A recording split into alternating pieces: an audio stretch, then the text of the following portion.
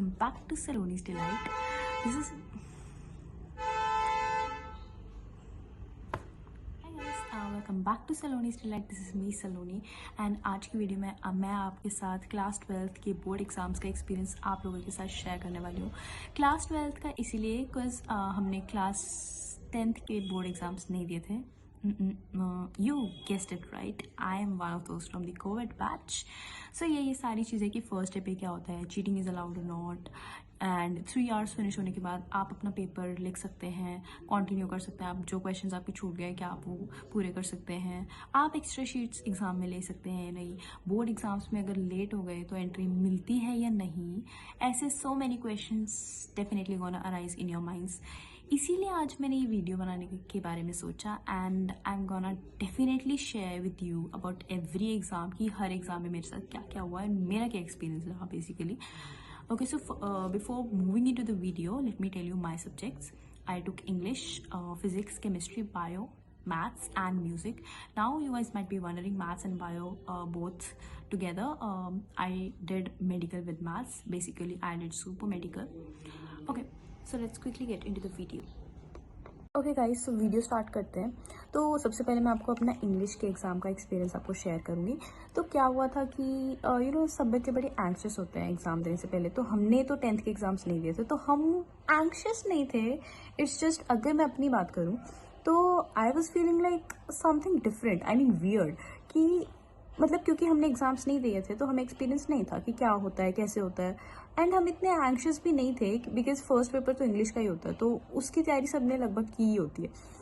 ठीक है, तो क्या हुआ था ना कि जब हम मॉर्निंग में उठे पेपर देने से पहले तब भी सब लोग all the best, all the best, all the best, best of luck, ये सब बोले जा रहे थे. ठीक है, तो क्या हुआ कि हमें ऐसा लग रहा था कि हम लिटरली पेपर में जंग लड़ने जा रहे हैं, टू बी वेरी ऑनेस्ट. तो ऐसा कुछ सीन हुआ मेरे टाइम पे. तो उसके बाद क्या हुआ ना गाइस, हम लोग एग्जामिनर हॉल में जाते हैं, मतलब जहाँ पे हमारा पेपर होता है.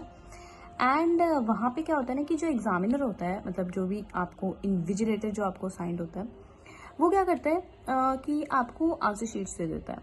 मतलब आंसर एक बुकलेट होती है, वो 30 to 32 पेजेस की आपकी पूरी बुकलेट होती है.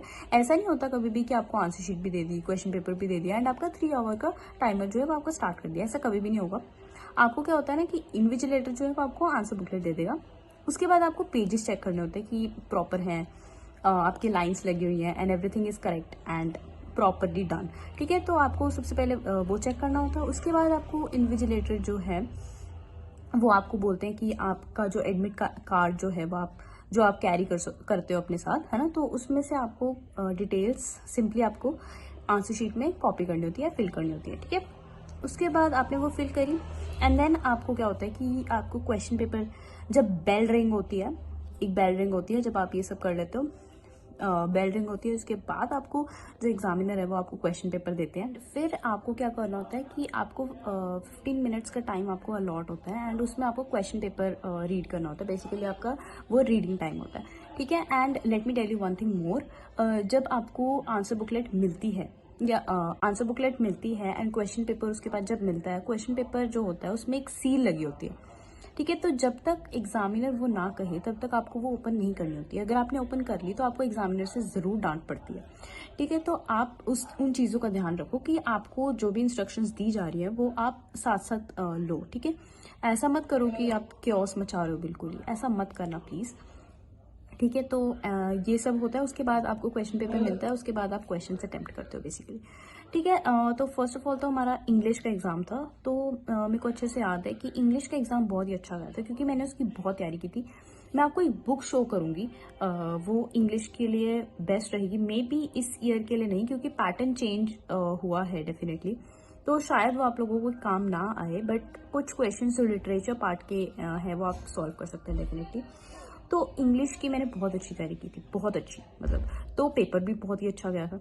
एंड एक गलती जो मैंने इंग्लिश के पेपर में की थी वो ये थी कि इंग्लिश का पेपर पूरा हो गया था मेरा, हाँ टाइम पे कंप्लीट हो गया था, लेकिन एक प्रॉब्लम क्या हुई थी ना कि लास्ट में जब एग्जामिनर कहता है कि जो भी इंपॉर्टेंट की पॉइंट्स जो होते हैं आपके, वो जब अंडरलाइन करने की बारी आई ना, उसमें मैं रह गई. क्या हुआ ना कि मेरा एग्जाम कंप्लीट हो गया था, क्वेश्चंस भी कंप्लीट हो गए थे, बट ऑब्वियसली अब आदत नहीं होती ना 3 घंटे वो एक सेट वो नहीं होता हमें। तो क्या हुआ कि अंडरलाइनिंग जो थी वो लास्ट के कुछ क्वेश्चंस की, सिर्फ लास्ट के कुछ क्वेश्चंस की मेरी अंडरलाइनिंग रह गई।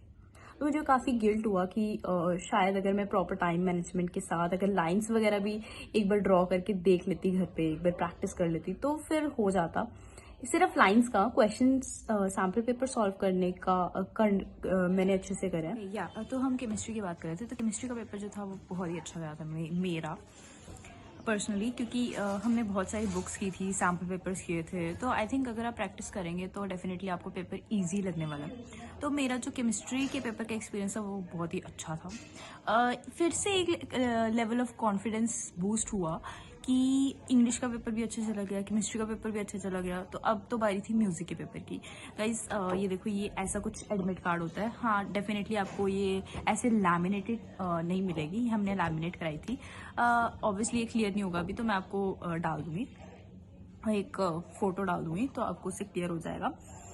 और उसके बाद था हमारा म्यूजिक का पेपर। तो म्यूजिक का पेपर तो अच्छा तो गया, लेकिन एक प्रॉब्लम हो गई। प्रॉब्लम ये हो गई कि म्यूजिक के पेपर में मैं हो गई बीमार। एंड उसके बाद मुझे डर था, म्यूजिक के पेपर से पहले मैं हो गई बीमार। तो मेरे को ये डर था कि म्यूजिक का पेपर तो मुझे आता है अच्छे से, मतलब थ्योरी पार्ट तो अच्छे से हो ही जाएगा, क्योंकि प्रैक्टिकल में मेरे फुल आए थे। ठीक है, I got 70 in practical and 30 marks का हमारा म्यूजिक का एग्जाम होता है। उसमें मेरे को 30 on 30 मिल गए थे, क्योंकि हमारी प्रैक्टिस बहुत अच्छी थी म्यूजिक की। तो म्यूजिक का पेपर तो चला जाएगा, लेकिन फिजिक्स का क्या होगा, क्योंकि फिजिक्स था हमारा मेजर सब्जेक्ट, और फिजिक्स के लिए तैयारी डेफिनेटली करनी थी। तो फिजिक्स के लिए मुझे अभी भी याद है कि हमारे पास 2-3 दिन थे बेसिकली, नहीं 1 दिन था। या मुझे अच्छे से याद है कि हमारे पास सिर्फ 1 दिन था। 1 दिन इसलिए क्योंकि बीच में जो था वो हमारा म्यूजिक का पेपर था, इसीलिए हमें 1 दिन मिला, वरना हमारे पास टोटल 3 days थे। बट म्यूजिक का पेपर बीच में आ गया, तो हमारा 1 दिन ही बचा फिजिक्स के लिए। तो बीमार होने की वजह से फिजिक्स का पेपर नहीं, मतलब अच्छे से तैयारी तो नहीं हो पाई थी। बट या मेरा फिजिक्स सब्जेक्ट जो था वो स्ट्रॉन्ग। तो जब फिजिक्स का एग्जाम था उसमें मैं बीमार तो हो गई थी, बट मैंने तैयारी कर ली थी। आई मीन स्टार्टिंग से जो था ना, मेरा फिजिक्स काफ़ी ज़्यादा स्ट्रॉन्ग सब्जेक्ट था, तो इसीलिए मुझे इतनी कोई प्रॉब्लम आई नहीं basically. But yes, definitely paper के ड्यूरिंग मुझे लगा ऐसा कि शायद अगर मैं थोड़ी सी और प्रैक्टिस कर लेती, 2 दिन या 1 दिन जो भी मिला था फिजिक्स के लिए, तो आई थिंक मैं बहुत अच्छा स्कोर कर पाती। लेकिन एट दी एंड फिजिक्स में ही मेरे सबसे ज़्यादा अच्छे मार्क्स आए थे, कि पता नहीं ऐसा होता था कि फिजिक्स मेरा काफ़ी स्ट्रॉन्ग सब्जेक्ट था, एंड मतलब मेरा फोकस अच्छा बैठता था। तो मैंने फिजिक्स की तैयारी बहुत अच्छी की हुई थी, तो इसीलिए मैं थोड़ी सी स्ट्रेस फ्री थी। नेक्स्ट एग्जाम था हमारा मैथ्स का। तो मैथ्स का जो एग्ज़ाम था उसके लिए हमारे पास थे टोटल 4 to 5 days, 4 days थे। 5 days इसलिए कह रही हूँ क्योंकि जब फिजिक्स का एग्ज़ाम देके आते तो 1 दिन तो वो मैं काउंट करती हूँ। तो 5 days थे। तो मैथ्स का पेपर होली के बीच में आया था, तो वो अच्छा था।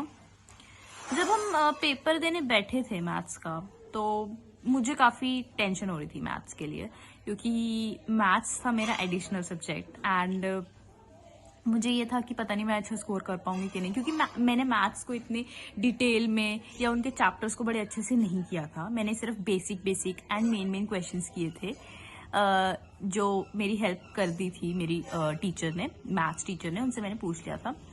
तो इस वजह से मेरा मैथ्स का भी कवर हो गया था, बट सारी चीज़ें, सारे चैप्टर्स कवर नहीं हो पाए थे अनफॉर्चुनेटली। बट जितना भी मुझसे हो पाया मैंने कर लिया। तो जब एग्ज़ाम डे की बारी आई, तब मैं टेंशन में तो थी कि होगा, कि मुझसे सॉल्व होगा पेपर कि नहीं होगा, टाइम पे होगा, क्योंकि मैथ्स का पेपर कहते हैं बहुत लेंदी होता है। ठीक है, तो उसमें मुझे बहुत ही डाउट था, एंड मैं बड़े अनश्योर तरीके से गई थी एग्ज़ाम डे पर। तो फिर मैथ्स का पेपर भी चला गया, बट या ऑब्वियसली मैथ्स की इतनी मुझे टेंशन नहीं थी। मुझे सिर्फ पासिंग मार्क्स चाहिए थे मैथ्स के लिए, क्योंकि एडिशनल सब्जेक्ट। क्या हुआ ना, सरप्राइजिंगली मेरे मैथ्स में भी काफ़ी अच्छे, मतलब अच्छे तो नहीं बट एवरेज नंबर आ गए थे, पासिंग मार्क्स से काफ़ी ज़्यादा आ गए थे। जबकि मैं तो एक्सपेक्ट कर रही थी कि पासिंग मार्क्स आ जाए तो वो ही बहुत ज़्यादा ही होगा। तो क्योंकि मैंने इतनी अच्छी तैयारी नहीं की थी मैथ्स की, तो मेरा ये था कि मैथ्स में अगर पास भी हो जाओ तो चलेगा ब्रो। तो ये था सीन। तो पर मैथ्स का पेपर इजी तो नहीं आया था डेफिनेटली। जो सेट ए था वो इजी तो नहीं था, बट कंपैरेटिवली अगर हम सेट बी या सेट सी की बातें करें, मतलब जैसे आपको पता ही होगा कि जो आपका बोर्ड का पेपर होता है वो सेट्स में डिवाइडेड होता है। जैसे फर्स्ट स्टूडेंट को सेट ए मिलता है, फिर उसके अगला जो स्टूडेंट बैठा होता है उसको सेट बी मिलता है, फिर उसके अगला जो बैठा होता है उसको सेट सी, फिर set A, set B, set C, ऐसे चलता है हमारा ऑल्टरनेटिवली। तो ऐसे हमें क्वेश्चन पेपर्स डिस्ट्रीब्यूट होते हैं। तो मेरे को हर सब्जेक्ट में सेट ए ही आया, तो कंपैरेटिवली वो सेट बी एंड सी से बहुत ही इजी था। तो बात करी हमने मैथ्स की, तो ये था मैथ्स का। उसके बाद आता है बायो का।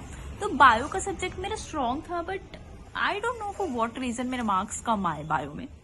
आई वॉज इवन सरप्राइज्ड कि बायो में ऐसा क्यों है, क्योंकि बायो ही मेन सब्जेक्ट है मेडिकल का, इसीलिए। तो पर मेरा पेपर जो था वो काफी मतलब एवरेज आया था।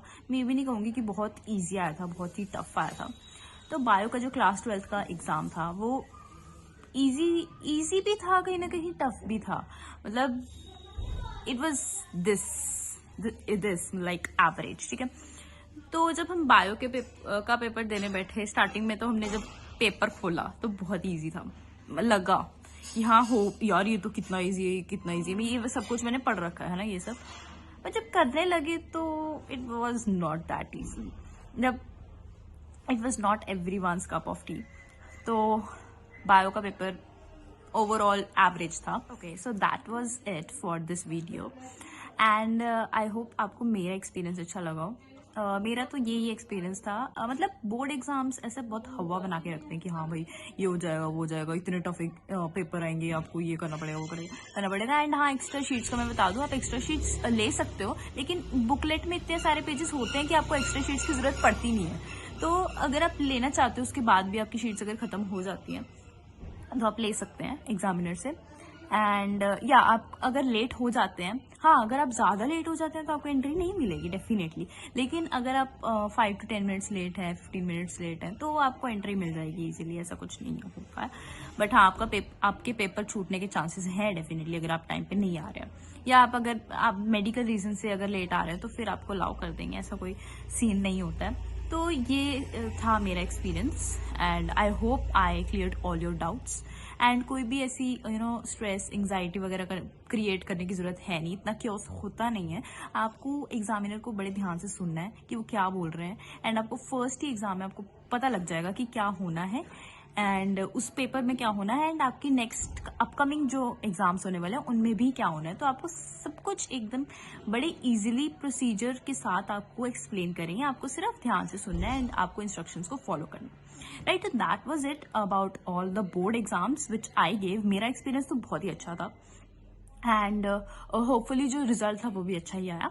तो दैट वाज इट। एंड जो भी आपके एडमिट कार्ड पे जो इंस्ट्रक्शंस आपको गिवन है, आपको उनको मैंडेटरली एंड स्ट्रिक्टली आपको उनको फॉलो करना पड़ेगा, ठीक है। And yeah that was it. And cheating तो डेफिनेटली मत ही करिएगा।